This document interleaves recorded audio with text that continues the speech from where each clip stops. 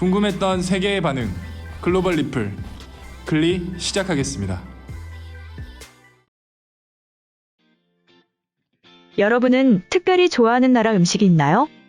요즘에는 우리나라 어디에서도 세계 각지의 음식을 맛볼 수 있죠. 단순히 파스타나 스테이크처럼 서양식이나 초밥이나 라멘처럼 일식을 먹을 수 있는 것은 너무나 당연하고, 심지어 현지 베트남의 음식을 그대로 맛볼 수 있는 전문 음식점들도 유행화되었고, 아프리카 음식점까지도 생겼죠. 항상 먹던 음식만 먹는 게 아니라 때로는 이색적인 음식을 즐기는 분들에게는 더할 나위 없는 취미가 생긴 것이죠. 하지만 이런 음식들은 전부 현지화시켜서 우리나라 사람들의 입맛에 어느 정도 맞춘 음식들입니다. 문화가 다르기 때문에 유행에 성공하려면 우리나라 사람들의 입맛에 맞게 살짝은 변형할 수밖에 없죠. 반대로 우리나라에서 수출을 할 때도 마찬가지인데요.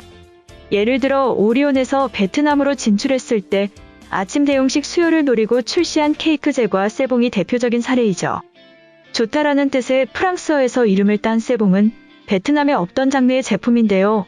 오리온이 완전 새로운 시장을 연 것이죠. 이때 현지인의 입맛과 라이프 스타일을 분석한 끝에 베트남의 삼각김밥이라고 불리며 짧은 시간에 큰 호응을 얻었습니다. 제품 출시 후 단 1년 3개월 만에 무려 6,700만 개가 판매됐다고 하네요. 이뿐만 아니라 동남아에서는 우리나라의 식품들이 큰 인기를 얻고 있다고 합니다. 동남아는 산업화 시대의 한국처럼 젊은 인구의 비율이 높고 도시화가 빠르게 진행되어 가면서 라이프 스타일이 우리나라와 비슷하게 되어가고 있는데요. 그러다 보니 우리나라에서 유행했거나 인기를 받고 있는 제품들과 비슷한 유형의 제품들이 각광받고 있다고 합니다. 언제 먹어도 맛있는 만두의 경우에 CJ 비비고 만두를 필두로 선전하고 있고, 우리나라의 국민 간식이라고 할 수 있는 라면의 경우에는 매콤 짭짤한 맛과 감칠맛 나는 분야에서 따라올 수 있는 면 요리가 없다고 평을 받으며 매년 큰 폭으로 성장하고 있죠. 우리도 평소에 맛있게 먹고 있었지만 외국인들의 입맛까지도 공략 가능한 제품들이 많이 있다고 생각하니 괜히 뿌듯하네요. 심지어 가장 깜짝 놀란 것은 외국의 제사상에 우리나라의 과자가 올라간 것인데요. 가끔 가다가 초코파이를 가니 케이크처럼 사용해서 촛불을 불거나 하는 경우가 있죠. 케이크를 별로 안 좋아하시는 분들에게는 비싼 케이크를 사서 남기고 버리느니 가격이 저렴한 초코파이를 먹는 게 더 좋다고 생각하는 분들도 계신데요. 이와 비슷한 역할로 베트남에서 제사상에 초코파이를 올린 것이 찍힌 사진이 있습니다. 사실 베트남은 우리나라보다 초코파이를 더 많이 먹는 것으로 유명한데요. 2018년에 우리나라에서 소비된 초코파이는 3억 7천만 개인데 베트남에서는 6억 개 넘게 판매가 이루어졌죠. 여기에는 맛뿐만 아니라 우리나라와 유사하게 정을 중요시한다는 베트남 사람들의 정서도 한몫한 것으로 알려져 있습니다. 한편 이런 모습이 일본 커뮤니티에 알려져 화제가 되었는데요. 소식 전해드리겠습니다. 인터넷으로 여러 가지 짤들을 보다가 찾았는데 신선한 충격적인 사진을 봤어. 베트남에서 제사를 올리는데 한국의 초코파이를 쓰는 곳도 있다고 한다. 옛날에는 일본 음식이나 일본 제품처럼 일본에서 생산된 것들이 인기가 많았는데 지금은 완전히 역전을 당한 것 같다. 옛날 같았으면 동남아에는 메이드인 재팬만 들어가면 뭐든 팔린다고 했는데 왠지 모를 씁쓸함이 느껴진다. 이대로 있으면 안 되고 다시 노를 저어야 할 때야. 이처럼 베트남 사진을 보며 깜짝 놀란 일본인의 글이었는데요. 해당 글에 달린 일본인 반응 살펴보겠습니다. 초코빵을 제사상에 올리다니 믿을 수 없다. 아무래도 맛으로는 일본이 전 세계 최고라고 생각해. 한국 아이돌에 빠져서 과자까지 좋아하나 봐. 이것만 봐도 문화 콘텐츠가 얼마나 중요한지 알 수 있어. 15년 전만 해도 아시아인들은 일본이 세계 최고라고 생각했다. 도대체 무엇 때문에 이렇게 뒤처지는 거지? 마치 한국인들이 아시아의 대표인 것처럼 착각하게 만들어주는 사진이다. 대부분의 한국 과자들은 일본을 따라하면서 시작했지. 이제는 베트남인들이 한국을 베끼기 시작할 거야. 초코파이는 비싸거나 인기 있는 과자가 아니다. 한국에서는 의무로 군대를 가는 20대들이나 많이 먹지. 그만큼 저렴하고 구하기 쉬운 과자야. 그나저나 일본 남자들도 군대를 가서 훈련도 받고 운동 좀 했으면 좋겠어. 나보다도 얇은 남편의 팔뚝이 보기 싫어. 동남아는 이미 한류가 점령했어.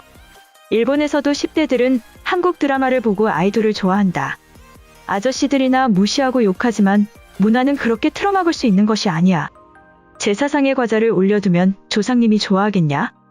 해산물이나 와규를 100배는 더 좋아하실 거야. 한국 과자들은 전부 가성비를 노리는 것들이다. 진짜로 맛있는 것을 먹고 싶다면 일본으로 와라. 베트남인들은 다혈질의 화려한 것만 쫓아다닌다. 제2의 한국이라고 불릴만 하지. 한국인들처럼 아이돌 공장이랑 과자 공장을 만들어봐라. 어쩌면 성공할지도 모르지. 솔직히 BTS를 무시하고 까는 일본 언론인들의 환멸을 느낀다. 전 세계를 휩쓸고 있어도 귀 닫고 눈 감는 일본은 망할 징조가 눈에 보인다. 베트남이나 태국에서 한국의 인기는 어마어마해. 일본인들은 그냥 돈 많은 관광객으로 볼 뿐이다. 한국이 일본을 따라 성장했듯이 이번에는 베트남이 한국을 따라 성장하고 싶은 욕구가 있는 거야. 전부 일본이 뿌린 씨앗이라는 거지. 성장에 대한 욕구다. 베트남까지 안 가도 알 수 있어. 시부야만 가도 한류 관련 포스터랑 간판이 가득 차 있어. 뉴스에 나오는 50대들만 외면하고 있는 거라고. 한국에서 1년 동안 교환학생을 했었는데 메론맛 아이스크림이랑 감자칩은 진짜 맛있다. 일본에서도 살 수 있으면 좋을 텐데 코로나가 끝나면 친구들 보러 가야지. 일본은 토요타 빼고 전부 망해가고 있다. 한국의 경쟁 기업들에게 5년째 털리고 있어. 물론 한국도 노령화되면서 같이 망하겠지만 일단은 승리를 즐겨라. 한국 과자를 부처님에게 바치고 있어. 저 초코빵은 엄청나게 맛있거나 구하기 힘들 정도로 비싸거나 둘 중에 하나다. 나는 한국 냉동만두를 먹어봤는데 사실 충격받았어. 우리 집 앞에 있는 수제 만두집과 큰 차이가 없었다. 일본에서는 냉동식품의 질을 올릴 필요가 있어. 이제는 다들 혼자 살아서 냉동식품을 먹을 수밖에 없거든. 코로나 이전에 태국을 2번 가봤는데 10년 전에는 일본인이냐고 물어보더니 3년 전에는 전부 한국인이냐고 물어봤다. 그들에게도 일본은 잊혀지고 있었어. 지금 내가 고등학생이면 당장 일본을 탈출할 계획을 세울 거야. 언론들은 이번을 4차 한류라고 부른다. 한류 붐이 올 때마다 점차 강력해지고 점점 어린아이들로 영향력이 커지고 있어. 주변에 한국 드라마는 많이 봐도 일본 드라마를 즐겨보는 사람은 거의 없어. 넷플릭스랑 아이튠즈만 확인해도 전부 한국인들이야. 음식이나 과자에서만큼은 지고 싶지 않아. 이것은 일본의 자존심이다. 아무리 그래도 부처님에게 과자를 올리다니. 한국 과자인지 일본 과자인지가 중요한 게 아니다. 나는 베트남이 그냥 싫다. 아직 너무 미개하고 정리되지 않은 느낌이야.